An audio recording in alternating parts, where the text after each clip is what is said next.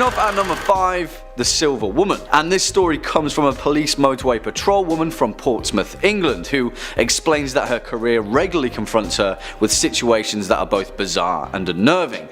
But this one kind of takes the cake. On the 25th of November around 6:30 PM during a routine speed camera setup in the Portsmouth city centre, her speed trap began picking up random tracings of non-existent objects in pitch black darkness, hurtling past her vehicle at around 30 to 40 miles per hour. Now, I know what you might be thinking, the device was obviously malfunctioning, but that wasn't the case, and our police officer had already thought of that. She trained the camera manually back onto the road surface to see what had been picked up, and she was shocked to discover that on the screen was what could only be described as humanoid figures running up and down the street at about 40 feet ahead of the vehicle. Strangely enough, they seemed to have a silver appearance to them, almost shimmering and translucent. She looked out of the window and again, nothing was there, but when she looked back at the screen, about 10 feet away from the vehicle was one of the same silvery entities standing motionless, facing away from the van, hulking and breathing in a strange fashion, as if they were weighing up taking on the police officer. What were they? Well, we'll never know, and when she played the tape back for her fellow officers, the silvery entities were nowhere to be seen. Yeah, I've got no clue about this one. Coming in at number 4, the Fouke monster. Now, Bigfoot is obviously the heavy hitter of the cryptid world. People have devoted their entire lives to hunting down the elusive mountain creature, stretching all the way across the wildlands of North America, as well as similar instances across the planet. But there is one little town in America that seems to be the hotspot for these sightings: Fouke, Arkansas, and in 1971 it became the scene of its most terrifying legend. Meet Bobby Ford, a man who vehemently claims he's seen Bigfoot, or a version of it, describing it as 7 feet tall, ridiculously fast and covered in long brown hair, and he saw it up close and personal. It was a Saturday when Bobby and his brother were out hunting a short distance from their rural home when they heard screams in the distance. Bobby's wife, Elizabeth Ford, was frozen in horror when a creature reached through the front window, massive and hairy with glowing red eyes that made no sound except for heavy breathing. When Bobby and his brother ran back to the home, the creature turned and grabbed him as he sprinted up to the porch. It tackled him to the ground with ease and then disappeared into the woodland. The creature had left behind clear tracks in the house and nearby area, 3-toed footprints that matched the deep 3-fingered scratches that were made in the wood of the front porch. Bobby Ford was rushed to hospital and treated for minor wounds and shock, and the family were so terrified by the encounter that they moved out. They'd only lived there a week. That's terrible timing. Next up at number 3, the Grey Man of Ben MacDui. Ben MacDui in Gaelic, Mountain of the Son of Duff, is an awe-inspiring peak of the Scottish Highlands, staking the claim as one of Britain's highest mountains and the highest of the Cairngorms National Park. It's been scaled by countless people throughout history, but there are those that claim that there's something more sinister living out on the mountain: the Grey Man of Ben MacDui, and it doesn't like visitors. The creature is said to be at least 20 feet tall, and one eyewitness of the creature's presence, a respected professor and mountain climber named Norman Colley, said that he was first aware of something following him during his ascent after hearing strange footsteps behind him. Alone, isolated on the mountain, something was following him. And it wasn't human. The footsteps were laborious and delayed, as if that whatever was following him was much, much taller than he was. When he saw it, he described the Grey Man as vaguely human-shaped, brown in hue and fur, and shrouded in a strange grey mist. In 1945, a similar thing happened to a renowned mountain climber named Peter Densham, who described the exact same encounter with the exact same creature. Again, in 1958, the Scots magazine wrote of a similar account from naturalist Alexander Tunion, who this time found himself armed with a rifle and fired several rounds into the Grey Man. He thought he'd hit it, whatever it was, but after trekking over through the snow, found no sign of the creature. It vanished away like fog rolling across a mountain, and the mystery of the Grey Man of Ben MacDui remains unsolved. Swinging in at number 2, the Cabbagetown Tunnel Monster, which is an urban legend from my current stomping grounds of Toronto, Ontario, that is grounded in such bizarre circumstances that it remains a warning not to go wandering through the dark tunnels of downtown Toronto. I'm talking about the path. Ever. Don't go there. In 1978, in the eastern Cabbagetown district of Toronto, a 51-year-old man known as Ernest had a terrifying encounter in the network of tunnels that sprawl beneath the city. He had been out searching the neighborhood for a missing kitten that him and his wife had been raising when he stumbled across a tunnel entrance and decided to explore. After venturing 10 feet into the gloom, Ernest suddenly came across a creature that looked somewhat like a long, thin monkey, around 3 feet in height, with large teeth and covered in grey fur. It had unsettling eyes, he described, that peered out of the darkness in a bright orange hue. Even more unsettling, Ernest claimed that the creature spoke to him. "Go away, go away," it said in a hissing voice before slinking down a tunnel off onto the side. Ernest was reluctant to come forward with his story. He was a respected member of the community and he feared that he'd be ridiculed by his peers, but after being convinced by a friend, he spoke to the Toronto Sun, and a group of journalists and investigators followed him into the same tunnel. Although they didn't see the creature, they did see that the narrow tunnel led to a strange, gloomy chasm that dropped into the unseen sewer system below. And even stranger, they found the maimed, half-eaten carcass of a cat buried loosely beneath the dirt and debris. It permeated the legend of the Cabbagetown tunnel monster, and whatever it was, we may never know for sure. Just stay away. And finally, our number one spot, the Jersey Devil. Of course, it has to be perhaps one of the most notorious cryptids of all time, the famed Devil of Jersey, whose origin dates all the way back to when New Jersey was still a British colony. Hundreds upon hundreds of tales have been spawned from the legend of the Jersey Devil, dating from the early 1700s right up to recent times. As the legend goes, Mrs. Jane Leeds came from a poor family who carved out an existence in the bleak pine barrens of Jersey, a rugged place with dense forests, sandy soil and deep swamps. In 1735, Mrs. Leeds discovered that she was pregnant with her 13th child, which is, as they say, unlucky for some. Now, Mrs. Leeds wasn't too keen on giving birth, to say the least, and she claimed to friends and relatives that the devil can take the next one. And that's exactly what he did. When the baby was born, it was monstrous, with a scaly reptilian body, a horse's head, bat's wings and a long forked tail. He spread his wings, shot up out of the chimney and soared out across the pine barrens. The legend of the Jersey Devil was born. Now, whatever you think of this cryptid, truth or urban legend, it's the frequency that the Jersey Devil appears in contemporary folklore that is important. Hundreds of people have reported sightings of a strange bat-like creature with wings and a forked tail, flapping its wings across the pine barrens and cackling into the night. In 1816, Joseph Bonaparte, the brother of Napoleon, reported seeing the creature while hunting game in the woods.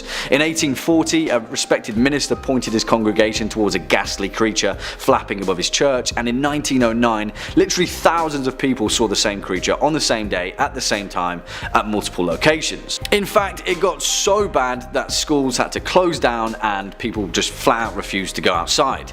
And still, to this day, New Jersey natives will warn you to tread carefully in the pine barrens. Number 5. The Fresno Nightcrawlers. Starting off the list is going to be my favorite cryptids in the whole wide world, the Fresno Nightcrawler. If you've never seen footage of them, it's going to change your life. Look at them. Look at the way they stride around like a pair of pants that came to life. These things are the absolute perfect cryptid to me. There's never been a story of them hurting anything or anyone. There's no livestock that goes missing when the Nightcrawlers are around. It's just some chill dudes going for a late night stroll. I can really get down with the lifestyle that the Fresno Nightcrawlers are about. The Nightcrawlers were first spotted in Fresno, California, which makes a lot of sense why they're called that. They've been mostly spotted in California almost exclusively, a couple times, save for one reported sighting in Poland, so must have been a pretty long walk they were going on. The first recorded sighting was by a man in Fresno named Jose, who claimed that during the night he heard his dogs freaking out at something outside. He went to go see what his dogs were making so much noise about, and through a security camera system in his home, he saw the two little crawlers making their way around. He woke up his brother to come watch the footage as well, but by the time he'd awoken, the creature was already gone. The next morning, they called in investigators to inspect the lawn and the footage, but there was absolutely no trace of anything. No footprints, no spots, nothing. All they had was grainy CCTV footage of the Nightcrawlers making their way down the lawn. Since their sighting, there's been endless debate as to just what the Nightcrawlers are. Some suspect spirits or ghosts, because they do look kind of spectral in the video, but a number of people have also put forward the idea that the Nightcrawlers could be visitors from another world. They don't look like anything on this planet, so maybe they came down. Who's to say? The only person who can truly decide is you. And hey, if you want to see loads more videos of things what might be cryptids or what might be aliens, then you already know the vibe. It's Top 5 Scary. We got more videos of cryptids and aliens that you could ever watch, but you're welcome to try. Stay subscribed and don't miss a scream. Number 4.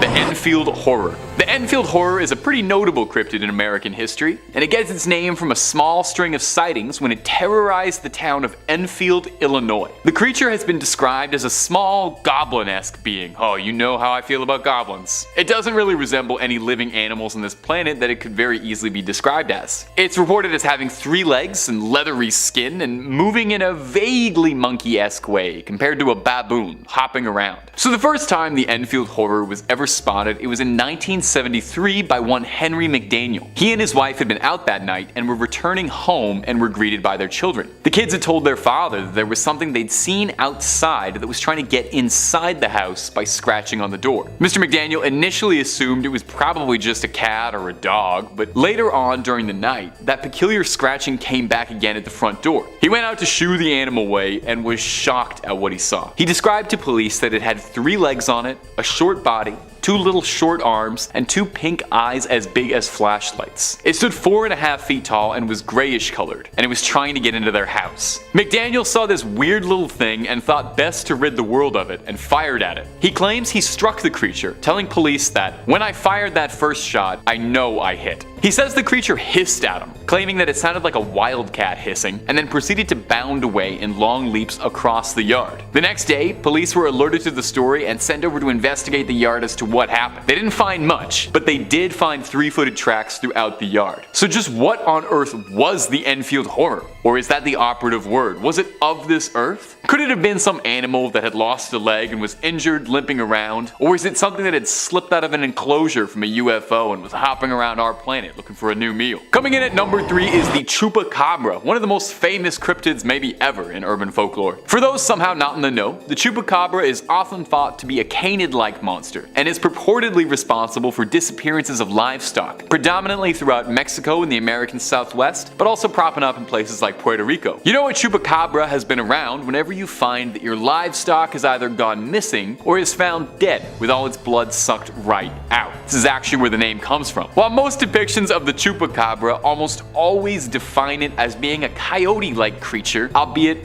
a twisted, mangled looking one, usually described as a totally hairless dog with beady black eyes and a sleek figure. There are some stories and sightings of Chupacabras that describe it as being more like a demon or an alien, describing it as being a humanoid creature, often reptilian in nature, walking around on 2 legs and feeding on livestock. In all the years since Chupacabras have first been reported, though there are countless sightings, there's never been a fully recovered one that we couldn't explain. Everything that's been found by hunters always ends up turning out to be dogs with mange, being misattributed to being the cryptid. So maybe, is it possible that there's been a giant mix-up, and all the sightings of Chupacabras that report them as canines are just that, just sick dogs that get mistaken for looking something weird, and that the real Chupacabra is the reptilian, more bipedal sightings that get reported. It could explain why there's never been one recovered, and why livestock keeps going missing under bizarre circumstances. It's even possible that the drained livestock could be creatures that have been recovered to study, abducted under bizarre experiments. Could Chupacabras themselves be in a bizarre experiment that's been unleashed into our world? A hybrid chimera breed that was created by alien life and let loose on us to run havoc on us?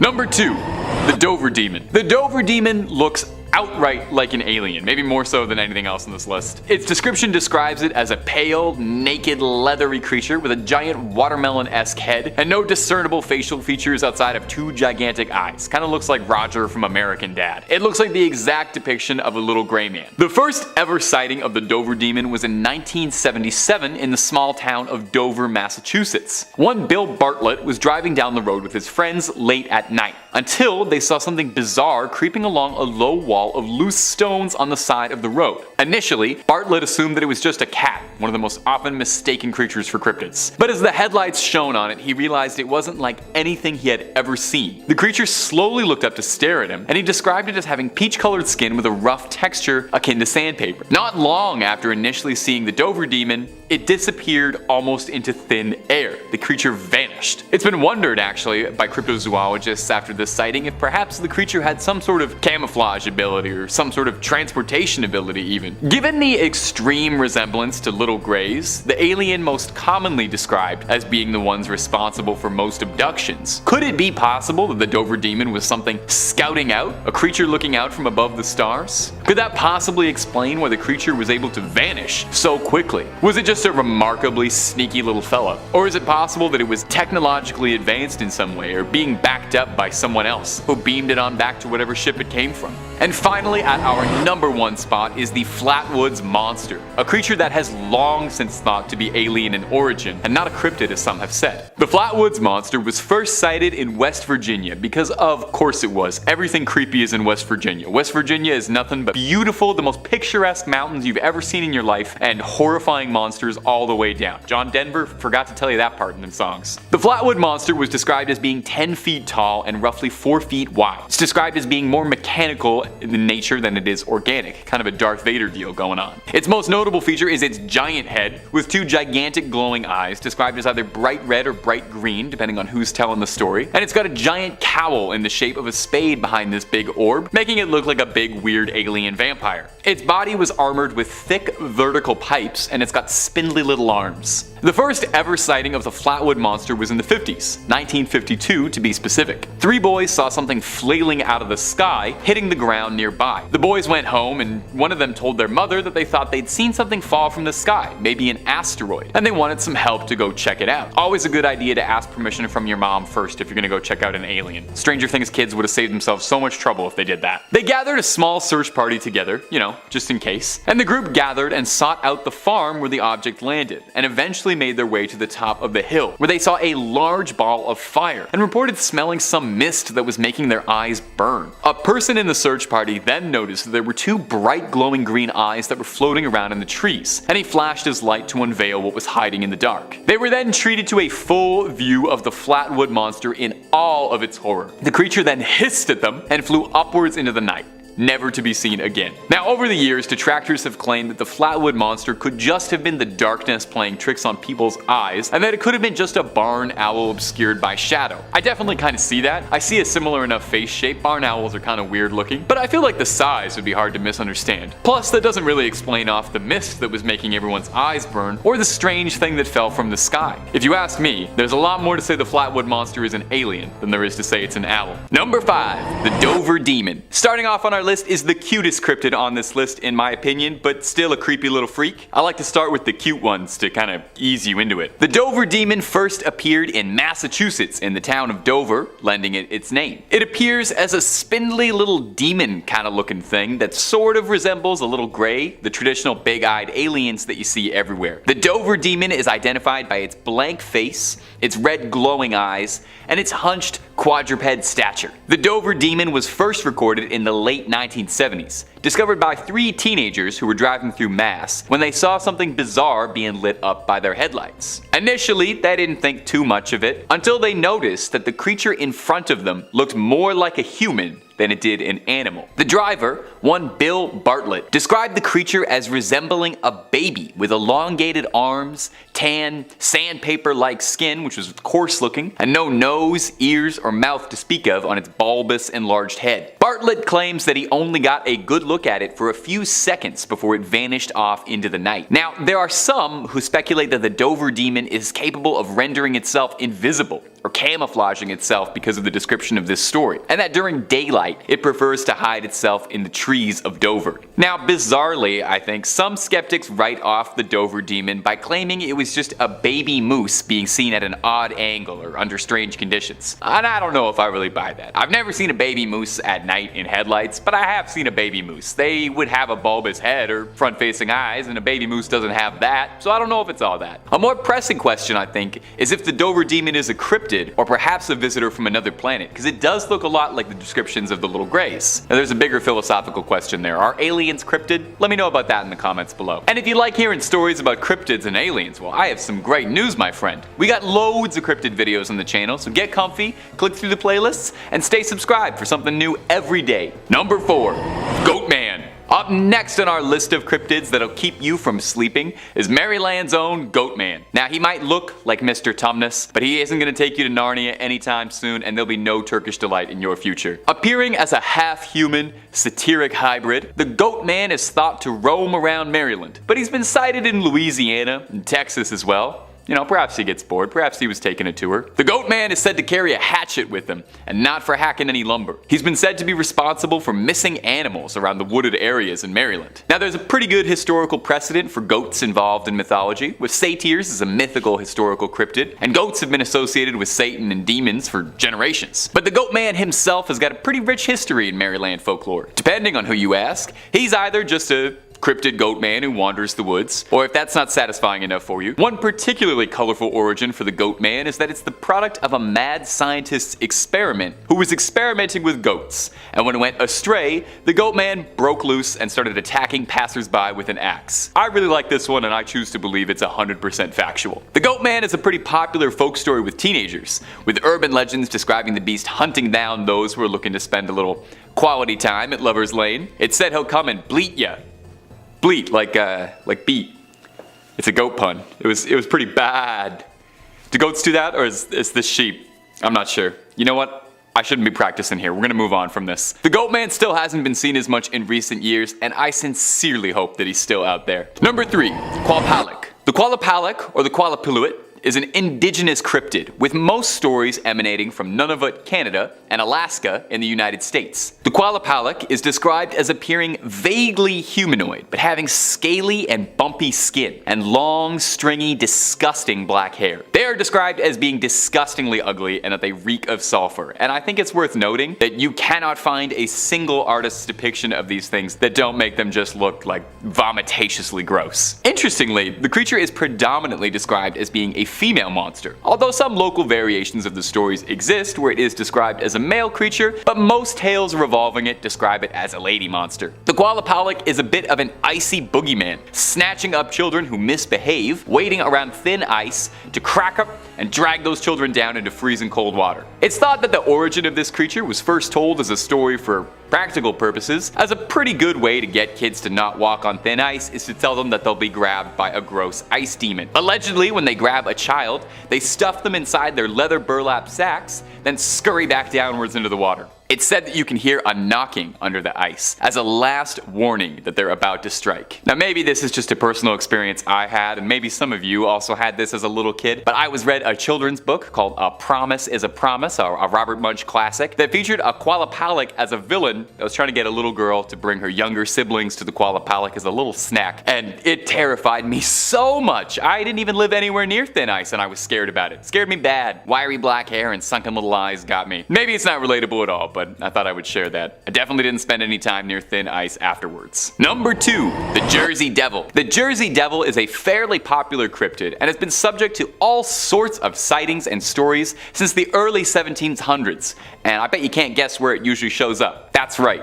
California. Nope, New Jersey. The Jersey Devil is commonly described as manifesting itself as a chimeric creature with a horse's head, bat wings, a snake-like tail, and hooves. There's an interesting folktale that says that the Jersey Devil was brought into our world when a woman was stressed out over her 13th pregnancy. Good lord, yeah, I would be too at my 13th pregnancy.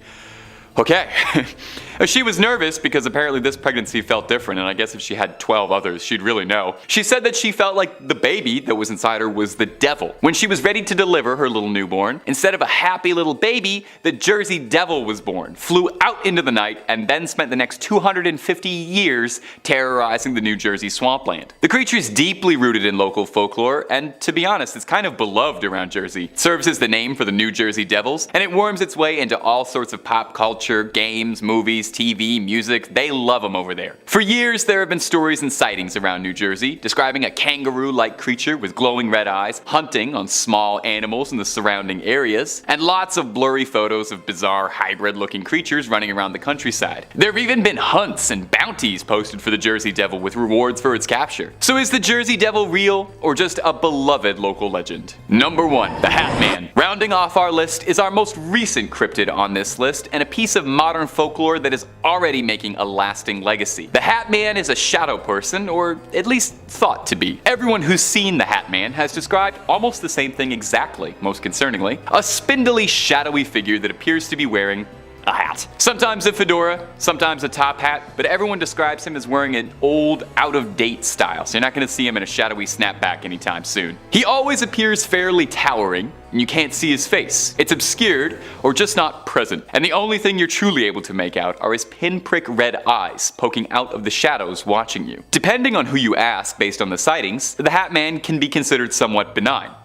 Maybe. It's usually reported that the Hatman appears to people who are suffering from sleep paralysis or insomnia, and most claims of Hatman describe him as just watching, observing, studying, or whatever. I honestly don't know if that's better than it attacking you. However, it's not all just stories of nighttime stalking. There are some who claim that when they've been visited by the Hatman, that he's jumped them or choked them, or they felt burning sensations on their scalps or their chest. Although some say he's just watching you for I don't want to know why. There are many who believe that he feeds off your negative emotions, and perhaps this is how he satiates himself. It's said that people who are visited by Hatman are those who are already struggling with something emotionally resonating. Sometimes people in the same family even report seeing the Hatman in similar occurrences, so does he target specific groups of people? Or is it just certain emotions he hungers for? The Hatman is shrouded in mystery, and even just thinking about him is enough to make my hair stand on end and start eyeing the coat rack in my room just a little suspiciously when I turn the lights off. Number 5. Manananggal. Starting off of our list of horrifying cryptids that would have the devil checking underneath his bed is the Manananggal, a demonic vampire spirit of the Philippines. Now, there is a good chance that I am horribly mispronouncing that name. My Tagalog ain't quite what it used to be. Just being a big vampire creature would be enough to earn a spot on this list, but the Manananggal doesn't settle for just the bare minimum. Oh, no. This creep turns it up all the way. Listen to me describe this monster and tell me that it wouldn't be out of place in Elden Ring attacking you in the horrible wastes of Caelid. The Manananggal is a humanoid bat creature hybrid. And a quick aside, while I was doing some research for this video, I found it really interesting that nearly every culture has their own variation of a humanoid bat cryptid. There's the Ahul in Indonesia, Kongamado in some African regions, and Bruce Wayne in North America. The Manananggal has giant leathery bat wings, which it uses to sweep through the night, grabbing its prey and fleeing off. And we haven't even started talking about the Manananggal's namesake and action feature. Its name comes from the Tagalog word tangle, which means to separate, with its full name roughly translating to one who separates itself. Well, whatever does that mean? Well, it's because this nightmare creature can split itself in half, taking to the skies as a disembodied torso with flapping bat wings screeching around. Can you even imagine how soul-stoppingly scary it would be to see a giant bat monster flying around with like its entrails just hanging out for everybody to see, hanging loose like an old man in a gym shower? Its favorite prey is couples, young newlyweds in love, and also people who are sleeping. No respect from this thing. You shouldn't attack sleeping lovers. If you're hearing this and you're locking your doors, a Manananggal is said to be thwarted by garlic. Now, garlic will thwart it, but not slay it. I'm just glad I eat so much garlic, and I'm very repugnant, and I'm gonna be alone for the rest of my life, so I have no danger of Manananggals. Now, if you want loads more cryptid content, we have got enough to fill up a zoo worth of the creepiest critters ever to crawl through the woods. Not your jam? We got aliens, monsters, movies, true crime, fake crime, and a lot of videos about a big shark. There's a little something to scare everybody. So hit that bell, stay subscribed, and stay scared. And please stay watching this video. I worked hard finding all these cryptids for you. Number 4.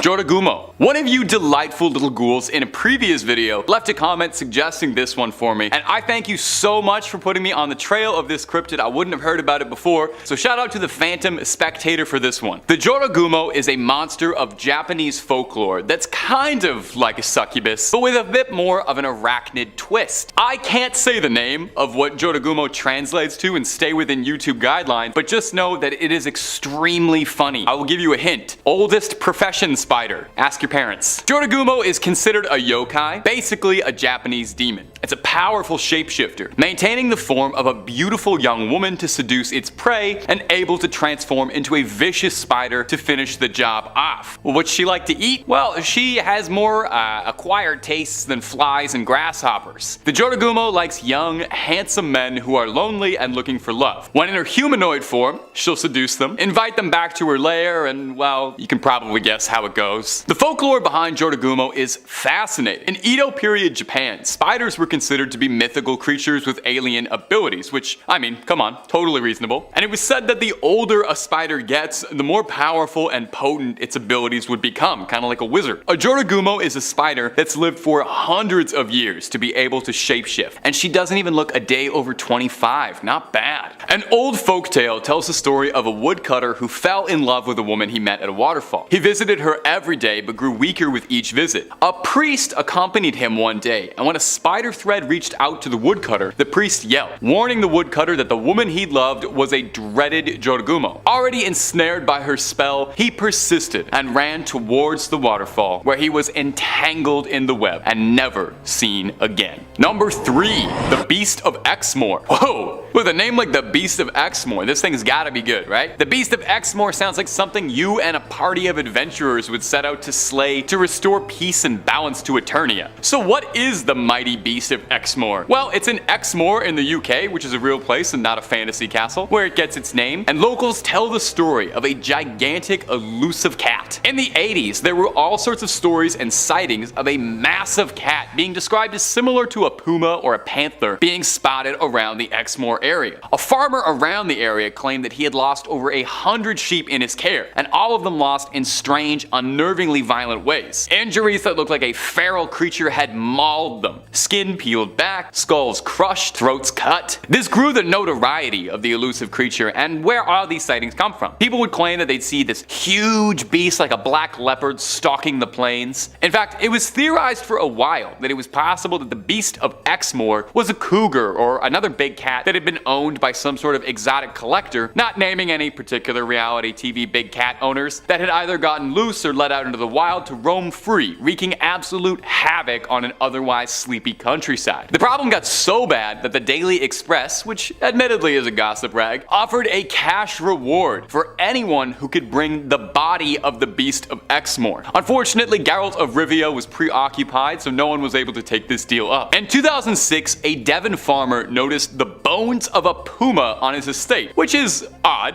as there are very few pumas roaming the British countryside. There's cougars, yes, there's a lot of cougars in Great Britain and the UK, but I wouldn't consider Catherine Zeta-Jones a threat. So was the bones found the remnants of the Beast of Exmoor, or does this elusive cryptid still stalk the night, attacking sheep? The frustrating thing about hunting a cat cryptid is there's no way it's gonna come when you call it. Best thing you can do is put out a big cardboard box and hope that it'll jump inside that, because it's a cat. Number 2, Goatman. Okay, some of these cryptids have been a little grounded, realistic animals that got loose or whatever. I'm over that. We need one on this list that's just completely out there in every regard, supernatural and wild. So let's discuss the nastiest kid in Maryland, the Goatman. Now, he might look a bit like Mr. Tumnus, beloved childhood character, but he is not taking you anywhere as nice as Narnia anytime soon, and he sure as heck don't got no Turkish delight for you. He manifests as a half-human, half-goat, a satyr of sorts, and sightings and descriptions describe him as having a goat's head and the body of a man. The legend of the Goatman started down in Maryland, and is primarily where most of his legends come from, but he's also been sighted around Louisiana and Texas as well. We love a Goatman that's well-traveled. Goats have been figures in myths and folklore for generations, with goats thought to be associated with Satan and demons, but the Goatman himself is all Maryland. Depending on who's telling the story, he's just a supernatural entity that wanders the woods, or maybe he's a former goat farmer who became deranged after losing one too many goats and he's a madman in a costume. If that origin leaves a little bit to be desired, he's also got a fantastic comic book bad guy origin story where he's the product of a science experiment gone wrong to,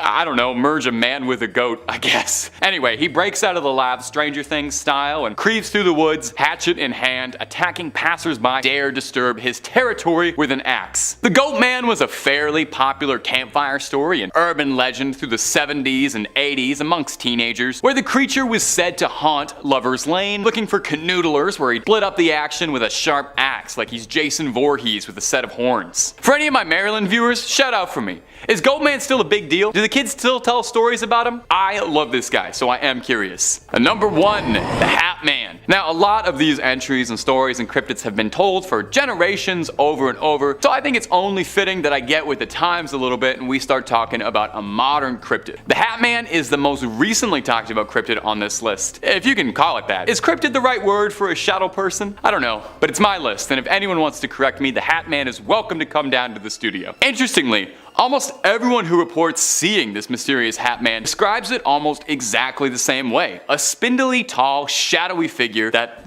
is wearing a hat, hence the name. Some people see a top hat, some see an old like newsman's fedora. Everyone says his attire is out of date by a century or two, so no new era fitted on this guy. You can't see his face at all, just shadows, and the only thing you can make out are his dead pinprick eyes, shining red in contrast to the darkness of the rest of his physique. And he is watching you. Now what does the Hatman do besides checking in on you at night? People who report seeing him appear to be people who are suffering from sleep paralysis or insomnia, and most sightings and reports describe him as being benign if not terrifying. Watching you, studying you, what have you. There are some, however, who claim that he's not just a visitor and he's a little more sinister than that. Some people tell stories of getting an appearance from the Hatman and feeling choked or burning sensations on their scalps or chest, or just feeling like a general overwhelming terror and nausea, which I think is totally reasonable if there was a shadow demon in the corner of my room watching me. Now some people who've seen him claim that he feeds off your emotions, and that the people who are visited by the Hatman are those who are already struggling with something like great stress or mental illness, which is probably definitely not made better by a shadow demon. Sometimes people in the same family claim that they can see him. So what's he doing? Is he targeting specific people, or is it certain emotions that he hungers about? Thinking about him already is enough to make my hair stand on end and squint at the coat rack in my room when I turn the lights off. I think I'm gonna sleep with just the lights on tonight, just to like be safe and make sure my cats don't bump into anything or anything. Kicking off at number 5, the Loveland Frogmen. Hailing from the misty swamps and vast wetlands of rural Ohio, the Loveland Frogmen, also affectionately known as the Loveland Lizards, are a cryptid unlike no other and have reportedly appeared under several bizarre circumstances on a regular basis in Ohio's Clermont County. Allegedly, the first sightings of these eerie bipedal amphibians first occurred in 1955 and has proven to be one of the most intriguing cryptozoological mysteries in North America. The creatures themselves allegedly live in the temperate forests and wetlands of Clermont County and are able to survive the cold winters of the region without having to hibernate. Useful. During their first sighting at approximately 3:30 AM, a local businessman was driven down a lonely stretch of road, running alongside the Miami River on the outskirts of the small town known as Loveland, Ohio. Suddenly and out of nowhere, the man claimed to have witnessed 3 bipedal quasi-reptilian entities emerge from the dense reeds and begin to congregate by the side of the road. The man slowed down and turned out his lights as he pulled his car up to a curb to observe these creatures further. He claimed that they stood between 3 and 4 feet tall, were covered with leathery skin, and had webbed hands and feet. Their most distinguishing feature though was their distinctly frog-like head, which the man claimed bore deep wrinkles where their hair should have been. Well, since then, over 5 more sightings of the Loveland Frogmen have occurred over a 60-year period. What do you guys think? What's going on, Ohio? Next up at number 4, the Nameless Thing of Berkeley Square. And I absolutely love this story either way, because if you've ever heard of the famed 50 Berkeley Square in London, England, then you'll know that, cryptid or not, this place is terrifying enough. It's proof as well that there are some cases out there which irk on the realm of the paranormal and become a category so unexplainable that they don't really fit into anything, or can fit into anything. I don't know, it's pretty nebulous. Either way though, the haunted legacy of Berkeley Square has featured ghosts and poltergeists the world over, and it's widely considered to be one of the most haunted places in England. But there is one particular instance that takes the cake, the Nameless Thing of Berkeley Square. A tale that takes place in 1840 when a 20-year-old Sir Robert Walboys got into a drunken dare in which he had written off Berkeley Square and its paranormal reputation as a whole load of Kaiser Soze. He put money down that he could spend the night in the building's most cursed and haunted second floor, and so the next evening did exactly that, with a pistol in his hand.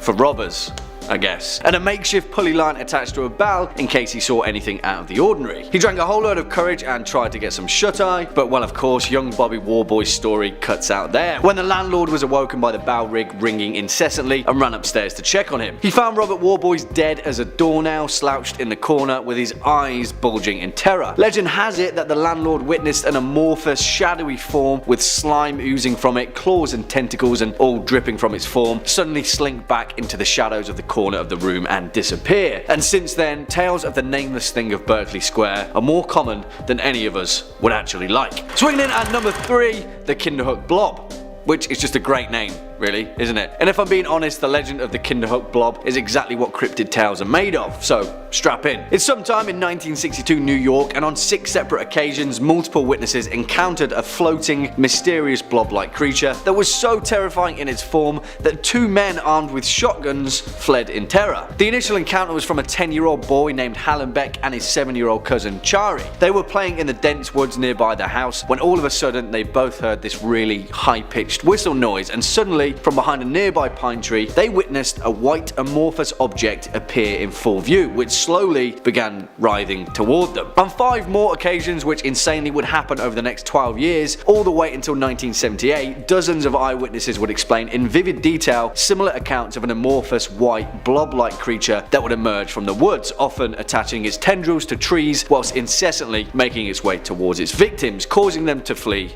in terror. So much so that on one occasion 2 grown men tried blowing it to pieces with shotguns to no avail, and then turned tail and ran. What I love about this story is the essence of a cryptid tale. For all intents and purposes, the Kinderhook blob could be a disused weather balloon floating listlessly through the air, but because it was seen multiple times by multiple people in the right setting, the legend of the terrifying white blob quickly became a horrifying reality. Either that, or it's a sentient alien lifeform that's going to consume us all, so yeah. Coming in next at number 2, the disappearance of Peter Grayson. The Groot slang, or the Groot slang, which in Afrikaans loosely translates to big snake, is a legendary creature widely considered to be one of the continent's most prolific cryptids, and is reputed to dwell exclusively in the deep caves and cavernous systems in the Richtersveld, South Africa. According to legend, the Groot slang is a primordial creature that is reputedly as old as the world itself, and dwells within what locals refer to as the bottomless pit, which also, conveniently enough, is also filled with precious diamonds. Well, diamonds historically have a proficiency of attracting daring adventurers, and one of those adventurers just so happened to be an English businessman known as Peter Grayson. In 1917, Grayson and a team of excavators began an expedition into the Richtersveld cave system, accompanied by several local guides. After heading out into the rocky desert landscape, and upon hearing that Grayson intended to descend into the bottomless pit, unwittingly the lair of the Groot slang, the local guides quickly left after warning Grayson that they'd lost friends and family to the violent serpent before, and they weren't going to do it again. He shrugged it off, and alongside his 2 excavators headed deep into the cave, and well, that's the last that they heard of any of them. The Grayson dynasty faded into obscurity after their patriarch was never seen alive again, but as the legend goes, one of the local guides returned to the cave a day or so later after feeling guilty for abandoning Grayson and his team. At the entrance of the cave, he found the body of an excavator, half of his body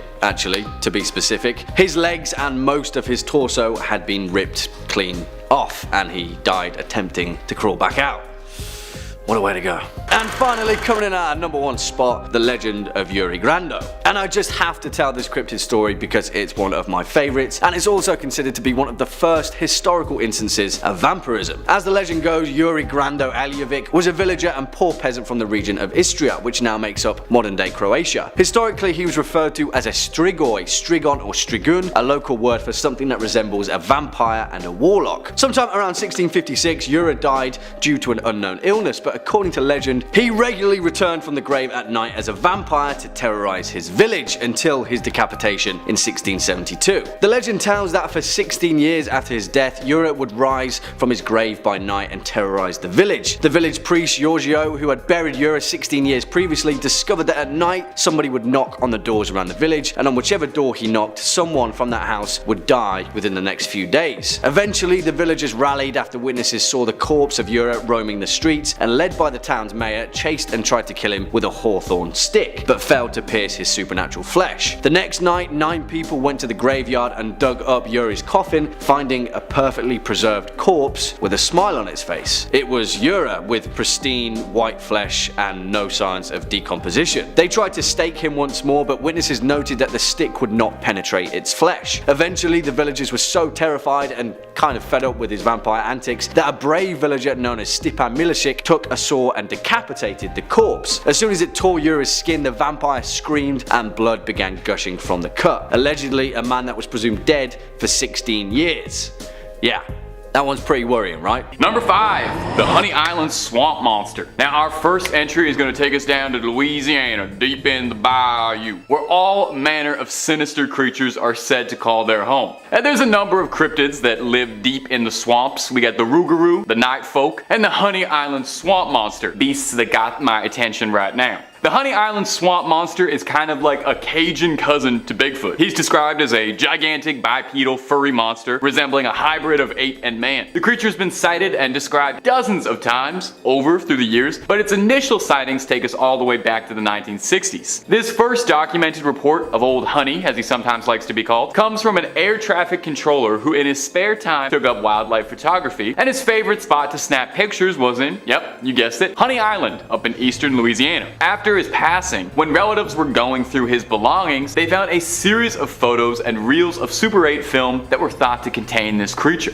Now he claimed that in his time photographing Honey Island Swamp, he had discovered trails of footprints of these giant feet that showed only 4 toes, and near these untraceable mystery prints were the bodies of boars who had been ravaged beyond recognition. Now normally I would just say that's probably just the night folk doing what night folk do best, but this definitely sounds like the work of a vicious cryptid. Now interestingly, there are some cryptozoologists out there who cast a little doubt on the Honey Island Swamp Monster. Not that they don't think he's real, mind you, but that they think he's a different cryptid called the Rugaru, which I mentioned all the way back 30 seconds ago if you remember that. Another Cajun cryptid that I love so much I couldn't resist sneaking it into this video like he didn't want to pay for a ticket. It's top 6 scary cryptids now. Can't stop me when I'm filming, I make the rules. The Rugaru is described to be similar to a werewolf. It's a giant wolf man who lives in the swamps, but he hunts those who disobey the rules of Lent, which is surprisingly a lot more pious than most werewolves are. Could both of these creatures be out there in the swamps having a little monster mash out there? And if you're looking for way more cryptid content, we have got loads of that on Top 5 Scary and then some. Cryptid's not your jam? We got conspiracies, UFO sightings, stories too good to be true, and stories too true to be good. Click through, stay screaming, stay subscribed, but stay watching this video because we worked hard on it, okay? Moving on. Number 4, Ogopogo. One of the most common types of cryptid is the lake monster. There's of course Nessie, the Loch Ness monster, Champ, the lake monster from Lake Champlain, and Ishi, the Japanese lake monster. But for my pick, I'm going to be talking about the legendary creature who is said to reside in the depth of the Lake Okanagan in the Canadian province of British Columbia. It is known as the Ogopogo. This creature is closely tied with native myths, which told of a creature that they called Na'atik, which translated to the water god or water demon. They believed that the creature demanded a sacrifice in exchange for safe passage across the lake. Because of this, the First Nations of the area would sacrifice small animals before entering the water. Stories tell of a visiting chief who refused to offer up a sacrifice as he did not believe in the creature, and as a result, when he and his family tried to cross the lake in their canoe, the creature used his long tail to whip up the surface of the lake and suck the canoe and its occupants down to the bottom of the lake. Ogopogo is often described as being a serpent-like creature, about 50 feet in length, with smooth, dark skin, who moves through the water at incredible speeds by coiling its body in vertical undulations and propelling itself forward with its powerful tail. Every year, there are reports from people claiming to see Ogopogo traveling across the Okanagan, with the usual grainy footage and blurry photos being given as proof of the creature's existence. In the 1980s, a cash reward was offered by a local tourism agency if anyone could prove the beast was real. After harsh words from Greenpeace, they were forced to clarify that the proof must be videotaped, and that if found, the monster was not to be captured. The Ogopogo is officially listed as an endangered species and is therefore protected from hunters. In one of the creature's most famous sightings, he was seen by 50 tourists who watched the Ogopogo for 45 minutes from the shore of a local beach, with one tourist being able to capture 10 seconds of 8mm film featuring the monster. Skeptics say that the sightings of the creature are usually groups of otters that are mistaken for one long creature rather than the several animals swimming together in a row. But regardless of the origin of this cryptid, or whether he is real or not, the Ogopogo has become a beloved tourist draw for the area, with the city of Kelowna BC, even having a statue of the creature as both a nod to local legend and a place for tourists to take their photo with the mythical creature. Number 3. El Chupacabra. Since the 1970s, livestock farmers have said its name with a careful whisper, hushed tones under their breath. Is this creature even real, or is it just another tall tale that's gotten out of hand? The Chupacabra is a cryptid notorious across Latin America and the southwestern United States. Its name literally translates to goat sucker, which is hilarious, in reference to its vampiric feeding habits. Now, depending on who is telling the stories and where, interestingly enough, the Chupacabra's appearance varies fairly wildly. In Spanish-speaking countries like Puerto Rico, the Chupacabra is depicted as very alien in appearance. It's very reptilian, has like little bug eyes, and has spines running down its arm and its back. Now, alternatively, and this is the depiction I suspect more of you probably know it as this is the more North American southwestern version of it, the classic Chupacabra, if you'd like, is depicting it as a feral, canid-like creature, looking like a mutant dog, usually with missing chunks of fur, angry snarls, looks something more like out of Resident Evil than it would be an alien. I think it's very funny that these are the two speeds of Chupacabra. You have alien or weird dog. There's a small section of the cryptozoology community who suspect that these two might actually be two entirely different cryptids altogether, and we're conflating them, complicating matters ever so slightly, but you know, that's an argument for the cryptid subreddit. A lot of politics there, that's all I'll say. The first origins of the critter can be traced back to the 70s in Puerto Rico, when a string of mysterious, extremely violent livestock deaths were all happening around the country with no explanation for what had happened. These animals, primarily goats and sheep, would be found drained bone dry of their bodily fluids. That's why it's called the goat sucker. There are some experts who believe it's possible that the Chupacabra could be sightings of a thought extinct species called the thylacine, and that's probably not how you pronounce that. I could have looked it up. Known more formally to his friends as the Tasmanian tiger, it's a weird little critter that doesn't quite look like a cat, doesn't quite look like a dog, and is kind of somewhere in the middle. Very cute, but it's thought to be extinct, with its last remains being officially found in 2022. There are some skeptics and experts out there who wonder if perhaps this real-life mythical beast could be what people have seen when they see the Chupacabra. So what do you think, my delightful little comment section? Is the fabled Chupacabra really out there terrorizing the lives of goats, or would you have to be a sucker to believe that? Oh, because he sucks goats. Yeah, that's what you gotta get down on the car ride home. Number 2, the Goatman of Maryland. Maryland is a beautiful state that a lot of important people over the years have called home. Frederick Douglass, Harriet Tubman, Babe Ruth, and if you believe the folklore, the Maryland Goatman. I've talked about the Maryland Goatman a few times on this channel, and I'm very likely to talk about him a few more times because he's a cryptid who just can't be bleat. Like beat, because he's a goat. Oh! I'll see myself out.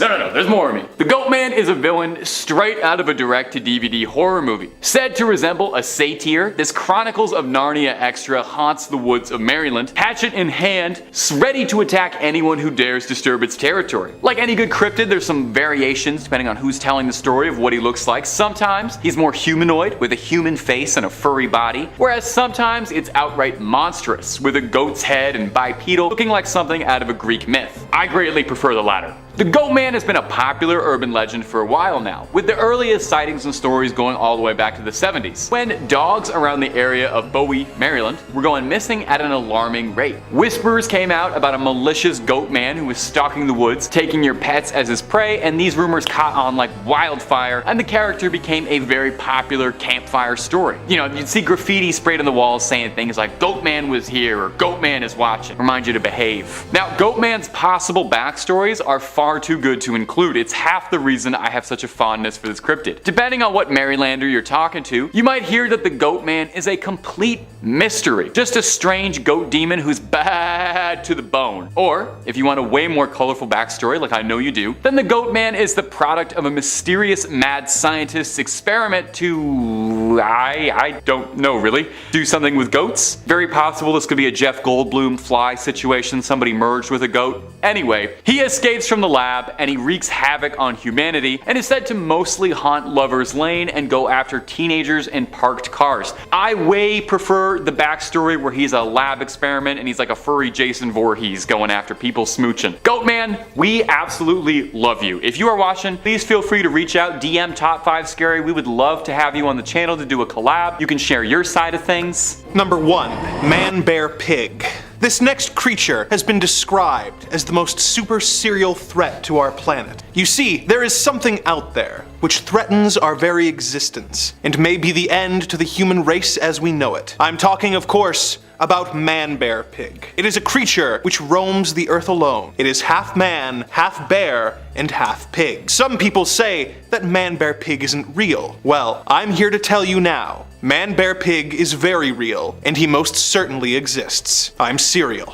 ManBearPig doesn't care who you are or what you've done. ManBearPig simply wants to get you. I'm super serial. He is said to be a demon from hell that thrives on temptation and is known for making deals with societies, giving them nice cars and premium-style ice cream, and then repaying the debt by unleashing unspeakable horrors and carnage upon the next generation. This deal was made by generations who knew the cost that the deal would have on their ancestors, but they were not expecting to live long enough to see the consequences of their actions. ManBearPig was recently responsible for a lethal series of attacks in Colorado, but despite the brutality in front of them, many locals still refused to believe that such a creature could exist. There is a rumor that a new deal was offered by the demon, where the town could stave off annihilation if they could give up soy sauce and Red Dead Redemption 2. Of course, the town refused such an unfair offer, cause plain rice, ugh. They instead renegotiated the deal with ManBearPig so that he would simply return in 5 years and unleash his fury 1,000-fold. How long do we have before ManBearPig returns? And is there anything we can do to stop him? If only we had taken Al Gore more serial.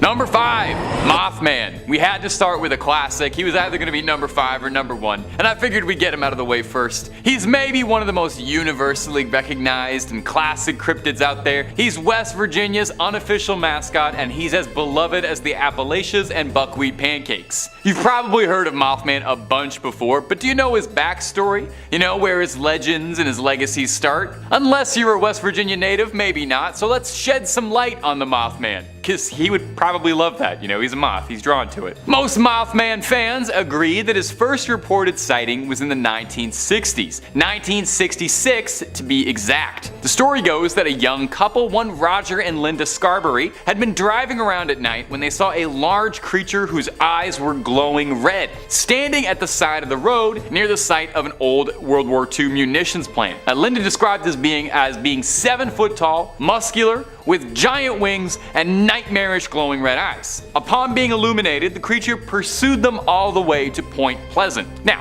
one isolated sighting does not make a cryptid legend, so it was probably the repeated sightings that propelled our favorite moth into legend status. For the next few weeks, Virginians kept reporting sightings of a bizarre, large bird-like creature with glowing red eyes. On December 15th, 1967, the Silver Bridge in West Virginia collapsed, with several locals conspiring that the Mothman was involved and could be seen flying away from the crime scene. I always thought he was benevolent, just like a fun, I don't know, guy. I didn't know he did stuff like that. This is unwelcome news. Maybe it's just because we all like the idea of him so much. He does look weirdly cuddly, but Mothman is an absolutely beloved figure to West Virginia and cryptid fans all over. He's kind of larger than life, and it's easy to forget that the first initial sightings and reports of him was that he was a paranormal threat intent on harming humans, considering just how adorable he is now. He's got movies, stuffed toys, and even a festival in his hometown dedicated to celebrating our favorite freak. And if you're looking for more stories of freaks of nature,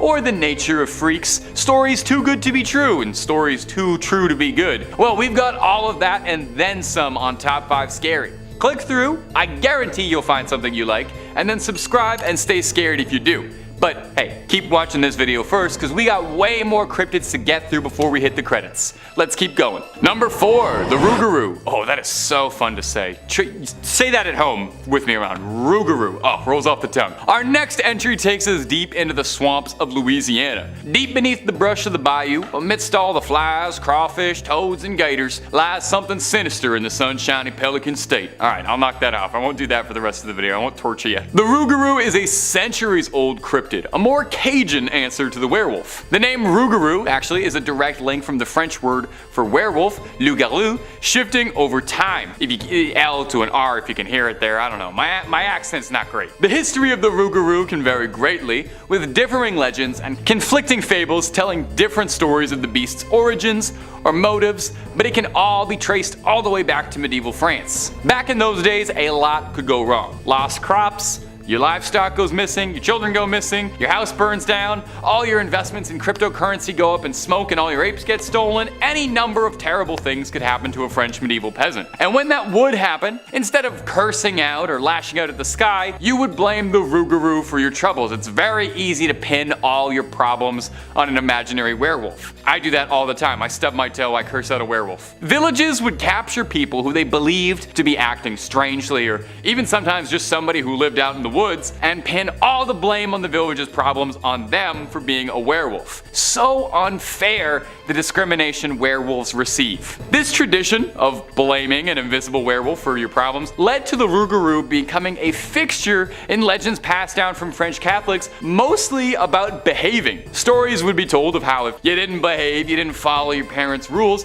the Rugaru would come and he'd snatch you from your bed in the middle of the night and carry you off in the woods. Or sometimes he's like a very Catholic monster. If you didn't adhere to the rules of Lent every year, your sinful ways would see you transforming into a Rugaru. So it's a Catholic werewolf born out of naughty behavior instead of being bit by one. How exactly someone like transforms into a Rugaru is not made super clear, like if it only happens on full moons or if it's a one and done kind of thing and then you're a furry for life. All that's known is that the Rugaru is a deadly creature of the night, stalking the swamps, giving pause to travelers who dare explore the bayou late at night. But hey, so long as you mind your P's and Q's and you promise to give up whatever you said you would for Lent, you and the Rugaru should be headed in different directions.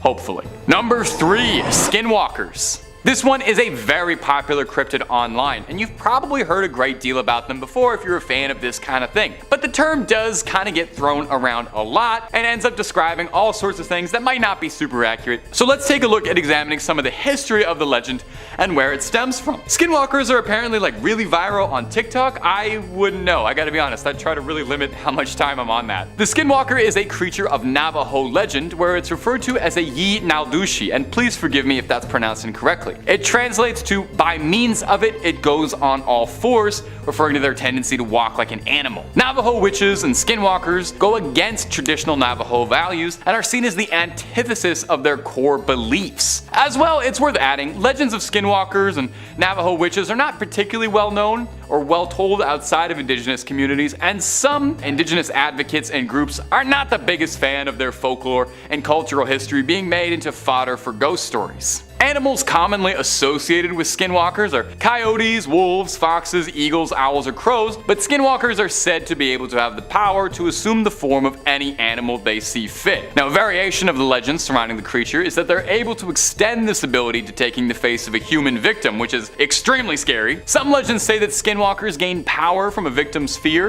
and that they prey on those who are afraid. And some state that looking into the eyes of one will cause your body to seize up, overtaken by the fear, where it will then attack you. On TikTok, as I've come to understand from some very intensive research, and definitely not just goofing off at my desk watching TikToks of cats falling down on my phone, is that skinwalkers are popularly thought to be a creature imitating humans or animals and doing a poor job of it. Which case, if that is true, the likelihood of me being a skinwalker?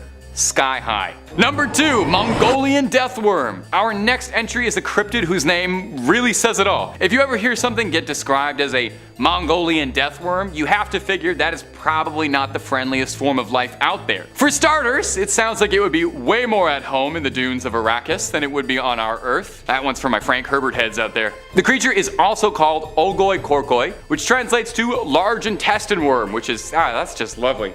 Appetizing. It allegedly lives in the Gobi Desert, has been evading hunters since the 20s when it first rose to prominence. A paleontologist and author going by the name of Roy Chapman Andrew recounted a story he'd heard at a gathering with several Mongolian officials, where they all talked of the worm at great length. Now, no one among them could claim to have actually seen it, but everyone firmly believed in its existence. In this book, he describes the worm as being about 2 feet long, with no head or limbs to speak of, and has such poisonous skin that direct contact is enough to have you buying the farm. It's described as well as having a sprayable venom and an electric discharge. You should probably see a doctor for that. It burrows underground, only coming up to the surface to hunt and eat, presumably. In 1990, Czechoslovakian cryptozoologist, and wow, that's a mouthful, Ivan Mackerel led a team to try and find the creature in the Gobi Desert. This I love so much because Dune is my favorite book. They use the same technique that the Fremen of Arrakis use to try and find these worms that the Fremen used to deal with the sandworms. They used a rhythmic thumping made from a motor-driven thumper to try and summon the creature out of possible hiding spots. They never found the fabled worm, and that's because they weren't taking spice, so they couldn't see properly. So either it was just a dream, or the thing is very, very good at hiding. And I think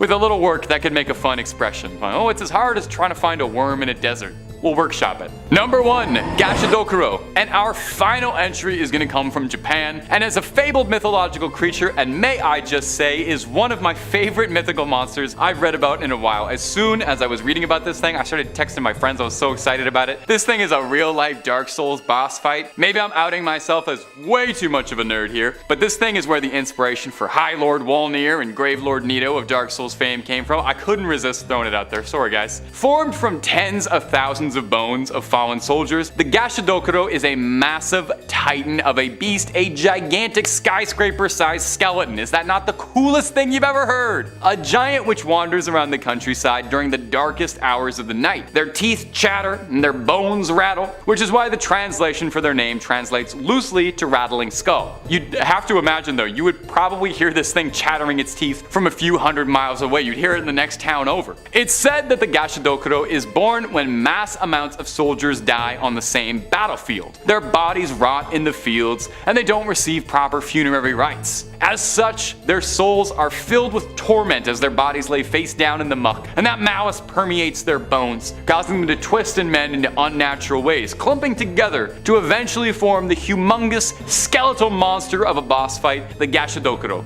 Now, troublesome for humans, it's said that a Gashadokuro is too large and too powerful to be felled by ordinary weapons. Although, I have to wonder if that's still true. I feel like we put more gunpowder in things in 2023 than they did in the Sengoku period, and I'm pretty sure a bulldozer would make short work of a bunch of bones being held together with hatred. It's said that these creatures no longer show up because the amount of dead bodies in one place are not nearly as high as they once were in rural areas of Japan back then, with significantly less wars and plagues occurring, which is a sign of progress, right? You know, if there's so few piles of mass graves that they're no longer reanimating as Godzilla-sized skeleton demons, that's a real positive note for the human race, and I think something we can all smile about. In at number 5, we have the Jersey Devil. Known to exist in the Pine Barrens of New Jersey, the Jersey Devil is often described as having hooves. A snake's tail, bat wings, and a head that looks something like a horse. There have been many sightings throughout history of the Jersey Devil, with the cryptid dating all the way back to the 1700s and continuing on until the past decade. It is said that the Jersey Devil often glows and can breathe fire or poison water with its breath.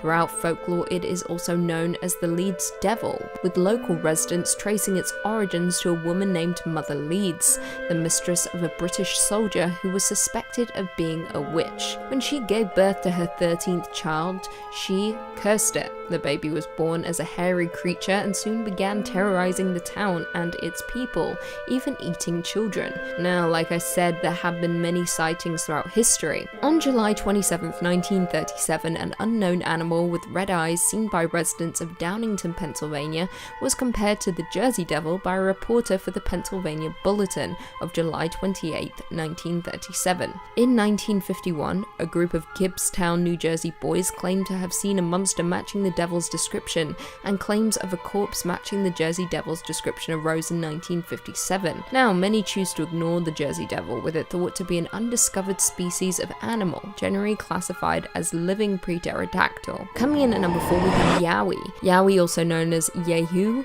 Yori, hairy man, or Yahoo is a fanged humanoid creature or great ape featured in Aboriginal mythology along with Australian raptors or Burrinjaw. It is considered to be the Australian Bigfoot and contains many primate-like features, indicating that it is an undiscovered species of great ape. Yowie is described as being one of the most aggressive Sasquatch species and has been reported ripping the heads off of kangaroos and dogs. In the past, it has been described to be around 7 to 9 feet tall, with a large red mouth and talon-like claws according to Aboriginal legends.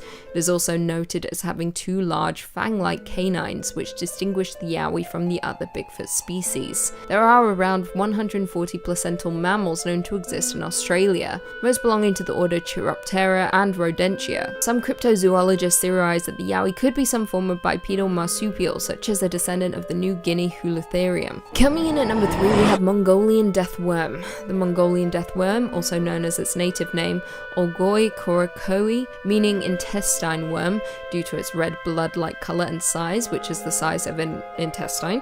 It has often been described as around 2 to 7 feet long and possesses the ability to spit out a corrosive yellow saliva and generate blasts of electricity. Mongolian nomads believe the giant worm covers its prey with an acidic substance that turns everything a corroded yellow color. Legend has it that as a creature begins to attack, it raises half of its body out of the sand and starts to inflate until it explodes, releasing the lethal poison all over the victim. It is said that the livestock and humans are its main prey, and because Mongolia had been under Soviet control until 1990, there is very little known about the cryptid. Nobody is entirely sure what the worm actually is, with some experts claiming it to be fake due to the Gobi Desert being too hot an area for annelids to survive. Some have suggested it might be a skink, but they are said to have little legs and scaly skin, whereas witness accounts have specified that the worm is limbless and smooth-bodied. In 2005, an expedition from the Center for Fortean Zoology crossed 1,000 miles of the Gobi on the track of the deathworm. They concluded it was likely a large unknown type of worm lizard, and the powers that were attributed to it were apocryphal. Coming in at number 2, we have Ahul. The Ahul or the Athol is a winged cryptid often portrayed as a giant bat or even a flying primate depending on the variation. Tales tell of it living in the deepest parts of the jungle of Java and can be found across most of Indonesia. Subspecies can be found on the neighbouring islands of New Guinea in the form of the ropen, a presumed cousin to the Ahul. The ropen aptly translates to demon flying and is also said to be a big bat, or more commonly a pterosaur. It is said to produce a light, possibly to attract fish. The ropen is said to have a long snout, large wings, and a long thin crest. It has a distinct face that has features of both a chimpanzee's and a bat's, large dark eyes, red-skinned wings, large claws on its forearms, and is covered in grey fur. It is also noted as having a wingspan of 18 to 28 feet and is said to be the largest bat known to mankind.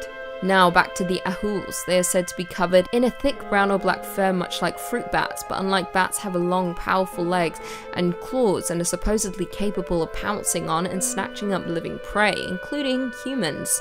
Sightings of these winged beasts are often dismissed simply as mistaken glimpses of owls, eagles, and other large birds of prey that inhabit the rainforests. However, many sources can confirm that the beast does in fact exist, and may even be an isolated and undiscovered species. And finally, coming in at number 1, we have Black Shuck.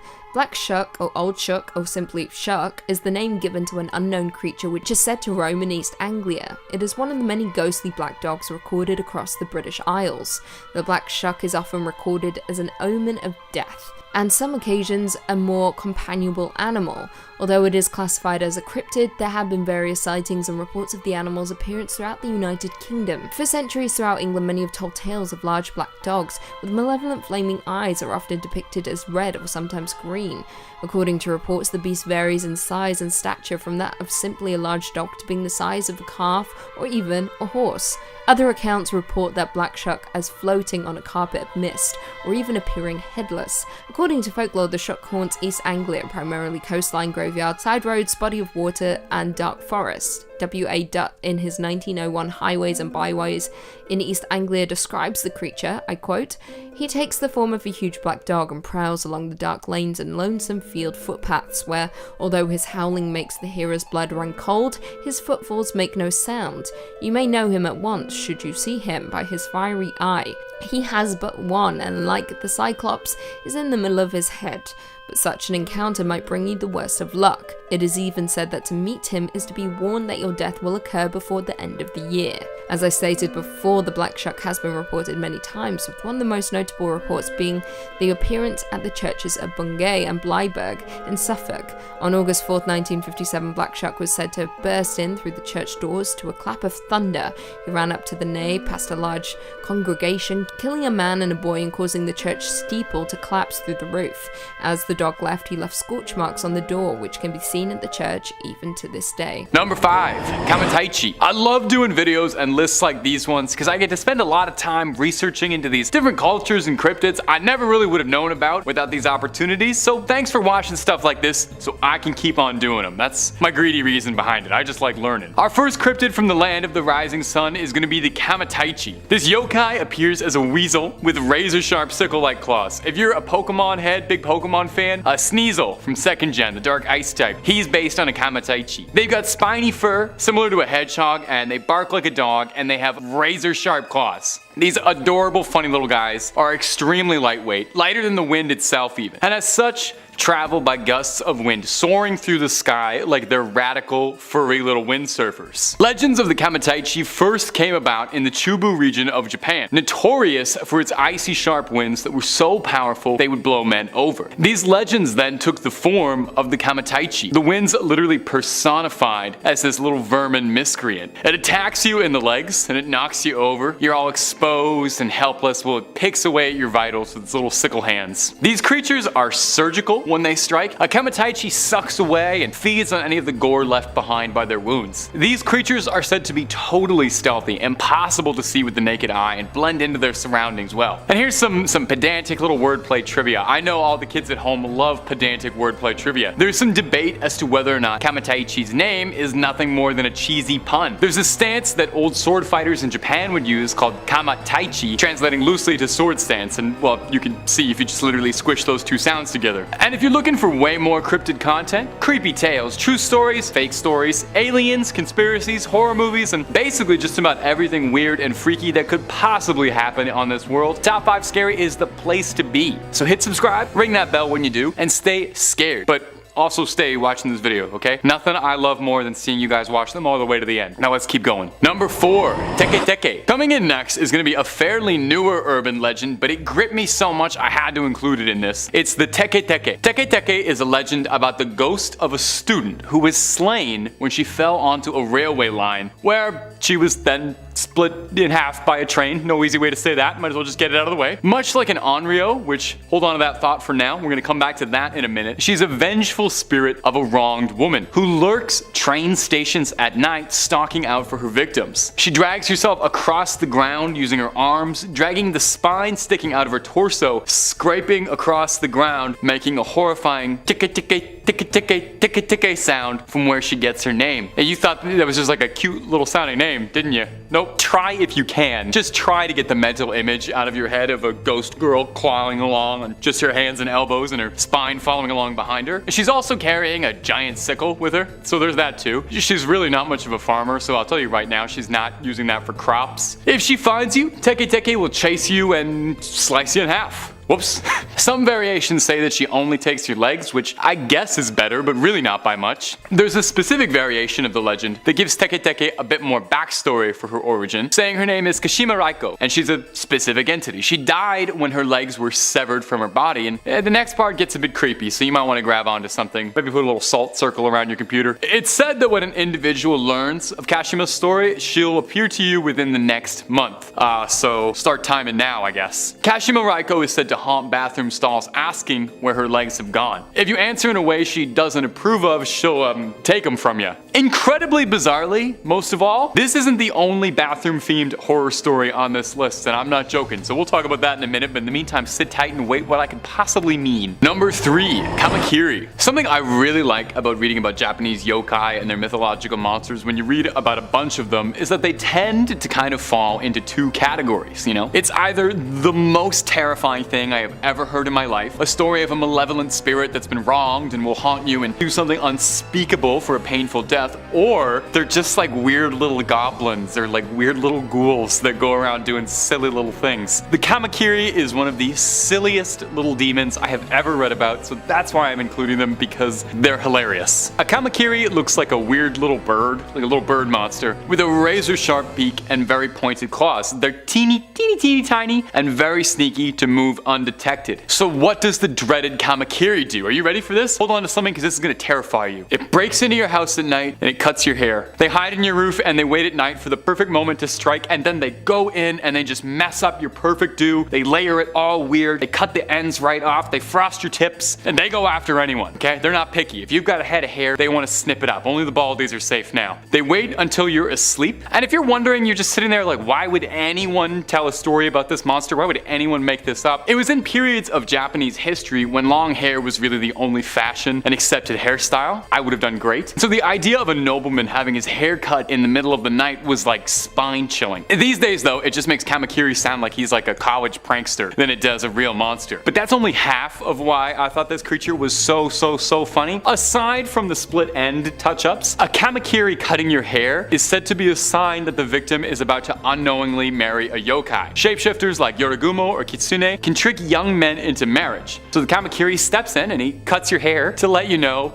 you might accidentally end up marrying a demon spider shapeshifter woman. And I just got paid to say that sentence out loud. We made it, ma. Kamakiri, you might win the top 5 scary award for one of the funniest cryptids we've ever talked about on the channel. A solid number 2 compared to my true favorite, Akaname, the demon that comes into your bathroom and eats waste, which I guess would make him number 2. That's the rudest joke I'll ever tell on this channel. I'm so sorry. You guys can cut that if you want. Okay, moving on. Number 2, Akamanto. The Akamanto, also known as the Red Cloak, is a masked spirit and may very well be one of the most evil, weird creatures I've ever heard described in folklore, so just wait till you get a load of this. Not like any good folktale, there are some local variations in how Akamanto operates, but the elements that remain consistent across all tales are that the Akamanto preys on you during your most personal moments. You know, he tends to come for kings who sit on a porcelain throne. He visits you in the smallest room in the house. He catches you with your pants down. This demon comes for you when you're on the toilet, if that isn't quite getting across yet. I didn't know how to just say it. The Akamanto then offers you a deadly choice, pulls a little matrix on you, and it asks you to choose between red toilet paper or blue toilet paper. Kind of like that one scene from Squid Games with the guy offering the paper. Actually, a little funny trivia, the creator of Squid Games confirmed this monster is what inspired that scene. So a little symbolism about that you didn't know about before, and now you do. Now, it's all a trick question, of course. Neither of the toilet papers this ghastly spirit has for you are anything like the Royale kittens. The red paper means you'll find yourself all cut up, leaving behind quite a mess, and the blue option means you'll be left gasping for air, clean but slow and painful. The only way to escape the Akamanto's dreaded game is to tell him you've got enough, actually, and thanks for asking, but you're good. No, really, you just have to ignore him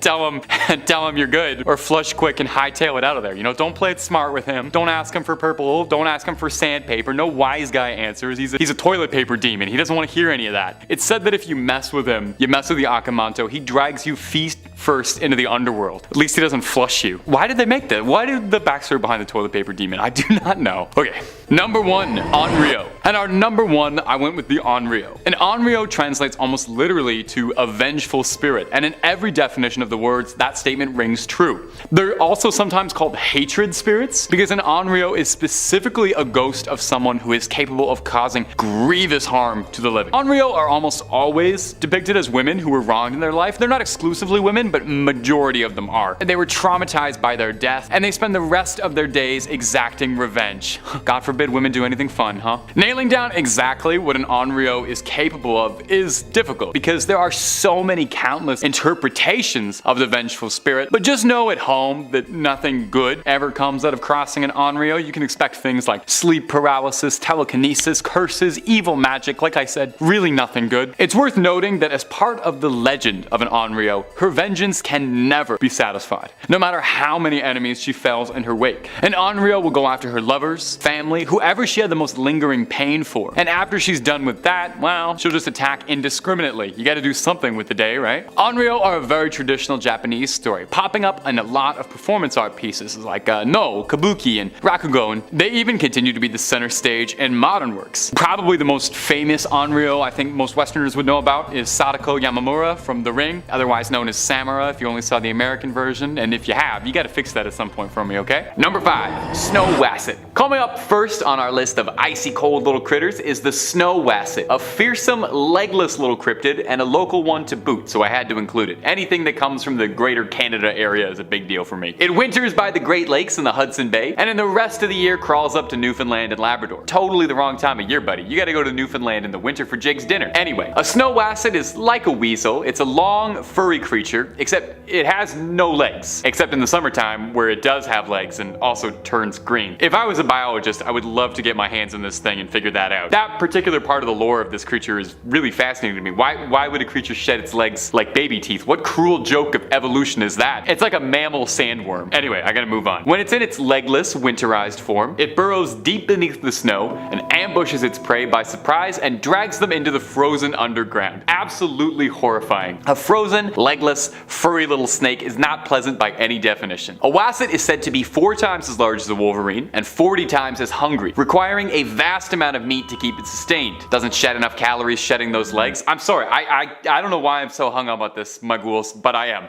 Maybe it's because there's not actually that much information about the snow wasset out there. Sightings and stories about it date back mostly hundreds of years, and there haven't been too much buzz about them ever since. Perhaps they're extinct. Or perhaps they've all just burrowed under too deep where I can't see them. Either way, the only thing that really stood out for me is they turn green and have no legs, so I'm gonna keep banging on that. And hey, when it's this cold outside, what do you really need to go out for? Stay inside, order some food, turn the heat up, and keep watching Top 5 Scary for the rest of the night. And while you're there, maybe think about tossing a subscribe your way if it's not too much trouble. Number 4, the Nucklavi. Coming up next on this list is the Nucklavi, a cryptid that I had never heard of before researching for this video. So I hope it's new to you too, and you get to learn something cool. The Nucklavi is an old Nordic myth, a demon of the sea appearing as a horrifying demonic, part horse, part man, part thing hybrid. Seriously, this thing is disgusting. It looks like somebody glued a bunch of leftover horse parts and man parts together, and it's completely skinless, leaving its exposed flesh to all the elements to see. Kinda looks like one of those behind the scenes videos of how they make McDonald's chicken nuggets, you know? The Nucklavi is said to be trapped in the sea during the warmer months of the year, and then come winter is set free to wreak all kinds of havoc. This thing is pure evil, destroys just by breathing. The horsey head part emits toxic fumes just by opening its wretched maw, and this vapor causes crops to wilt, people to fall ill, and drought soon follows after. I see why they keep this thing locked up for most of the year, because it kinda sounds like a royal nuisance. It's thought that the Nucklavi was first created by old Nordic storytellers as a way of rationalizing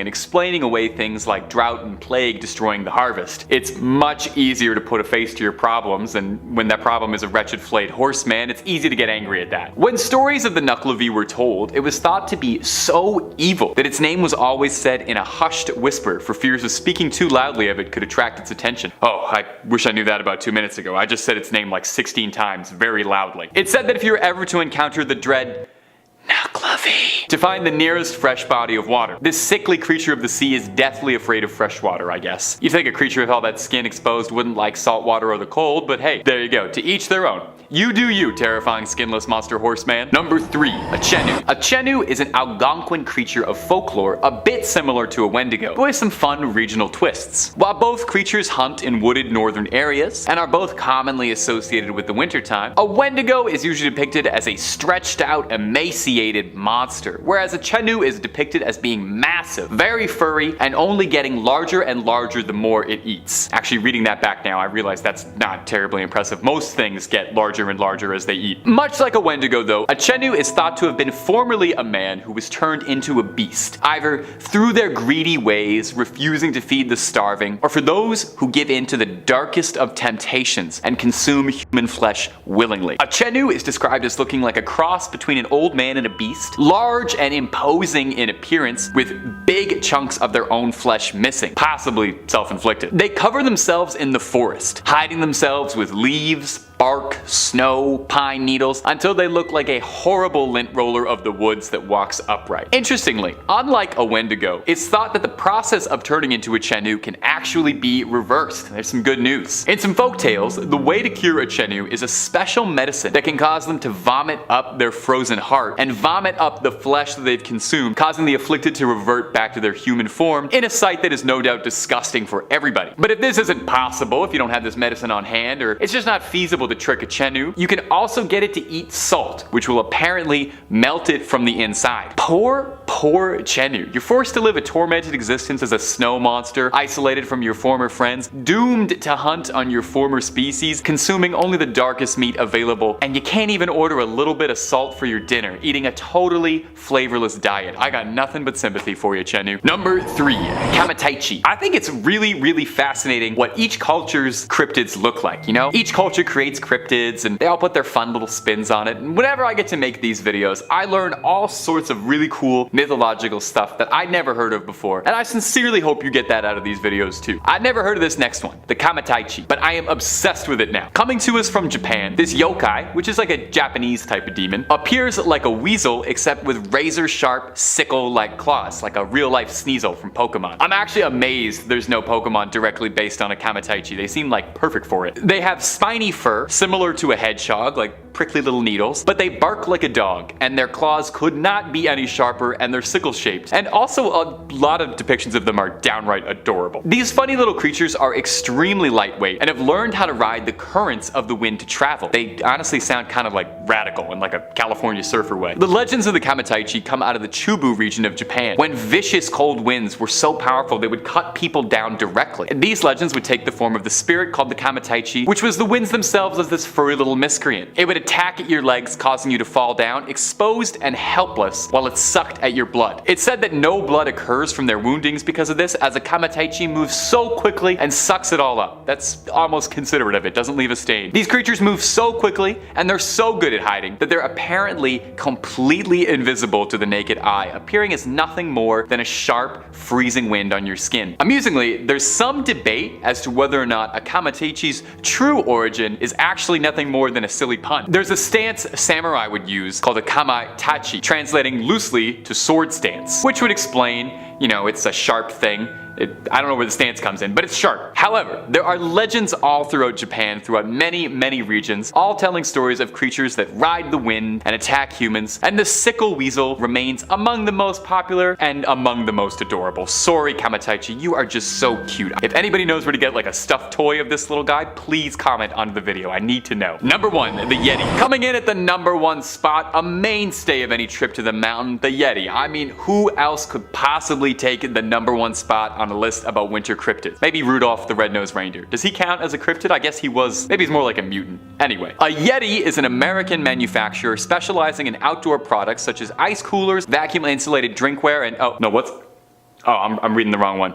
Sorry. Let's do that again. A Yeti refers to an ape-like creature thought to live in the mountains in the Himalayas, standing upright like a man and walking on 2 legs, and is usually pretty big, like 8 feet tall, with long arms, broad feet, and long brownish hair and sunken eyes. It kind of sounded a bit like me, to be honest. While it's pretty common to draw a Yeti as just being like a big giant white gorilla, they're actually pretty different, and most traditional depictions of a Yeti color it with darker fur. They're probably one of the oldest cryptids out there that's still talked about so fondly, with stories of Yetis going all the way back to 326 BC, when Alexander the Great sought out to capture one to see for himself while he was conquering the Indus Valley, although he was told that no Yeti could survive at an altitude low enough to meet him, and Alexander wept, for there were no more Yetis left to conquer. It's got several names. It's sometimes called a Sasquatch, or in the West it's popularly referred to as an abominable snowman, although that's a term by British officers who were stationed in the Himalayas, as no natives to the regions call it that. The name Yeti possibly comes from the Tibetan words Yete, meaning a man-like animal, or from Meti, meaning bear in some Nepalese and Tibetan dialects, which would make a good bit of sense, as it's thought that a number of Yeti sightings over the years that led to it being such a widely recognized cryptid could actually just be bear sightings being mistaken in the frosty air. In fact, there's a theory that Yeti sightings are from hybrid polar bears that had bred with grizzly bears, which has been recorded to happen, just not really anywhere where Yeti sightings are really made, so kinda up in the air. In Sherpa tradition, it's said that a Yeti is a powerful, mystical being, and a Yeti can choose to whom it will make itself visible to, choosing to only appear to those who believe in it. So if you're ever trekking the Himalayas and worried about an attack, here's a little advice for you: just don't believe in it. Although there are a good number of people who believe that the Yeti are an intelligent enough species that just want to be left alone to their own devices, living peacefully in the mountains. Not so abominable after all.